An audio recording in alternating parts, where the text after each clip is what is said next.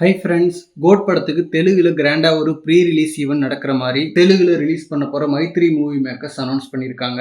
அதாவது ஸ்பார்க் சாங்கோட ஹூக் ஸ்டெப்பை யூடியூப்ல ரீக்ரியேட் பண்ணி போடுங்க. அதுல சில பேருக்கு கோட் படத்தோட தெலுங்கு ப்ரீ ரிலீஸ் ஈவெண்ட்ல லைவா பெர்ஃபார்ம் பண்றதுக்கான வாய்ப்பு கிடைக்கும் அப்படின்ற மாதிரி சொல்லியிருக்காங்க. ஸோ இப்போ கோட் படத்துக்கு தெலுங்குல ஒரு கிராண்டான ப்ரீ ரிலீஸ் ஈவெண்ட் இருக்கு. பட் அந்த ஈவெண்ட்டுக்கு தளபதி வருவாரான்றதான் கொஸ்டின். தளபதி ரீசெண்ட் டைம்ல அதர் ஸ்டேட்ஸ்க்கு போயிட்டு ப்ரொமோஷன்ஸ் பண்றது இல்ல. நண்பன் அண்டு துப்பாக்கி டைம் எல்லாம் பண்ணாரு. பட் ரீசெண்டா தெலுங்கு இயக்குனர் டைரக்ட் பண்ண வாரிசு படத்துக்கே போகல. அதுவும் தளபதி படம் நடிக்கிறதையே ஸ்டாப் பண்றாருன்னும் போது அங்க போயிட்டு ப்ரொமோஷன் பண்றதுக்கான வாய்ப்புகள் ரொம்ப கம்மி தான். So I think director and hero இன்னும் அட்டன் பண்ணுவாங்கன்னு நினைக்கிறேன். அண்ட் கோட் படம் தெலுங்குல பயங்கரமா கனெக்ட் ஆகிறதுக்கான வாய்ப்புகள் அதிகம். ஏன்னா ஹீரோயின் மீனாட்சி சௌத்ரி பாத்தீங்கன்னா தெலுங்குல தான் பயங்கர பாப்புலர். தென் பிரசாந்த் அவர்களும் ரீசெண்டா ராம் சரண் அவர்களோட படத்துல நடிச்சிருக்காரு. அண்ட் பிரபுதேவா பத்தி சொல்ல தேவையில்ல, நிறைய தெலுங்கு படங்கள் நடிச்சிருக்காரு. அண்ட் தெலுங்குல படங்களும் இயக்கி பிளாக் பஸ்டரும் கொடுத்திருக்காரு. ஸோ கோட் படத்தை தெலுங்கு ஆடியன்ஸால ஈஸியா கனெக்ட் பண்ணிக்க முடியும். அதுவும் இப்போ வாரிசுக்கு அப்புறம் தெலுங்குல பயங்கரமான ஒரு மார்க்கெட் தளபதிக்கு கிரியேட் ஆயிடுச்சு. கண்டென்ட் மட்டும் கிளிக் ஆச்சுன்னா தெலுங்குல வேற லெவல் சம்பவம் பண்ணும். அண்ட் வெங்கட் பிரபு அவர்களோட லாஸ்ட் படம் கூட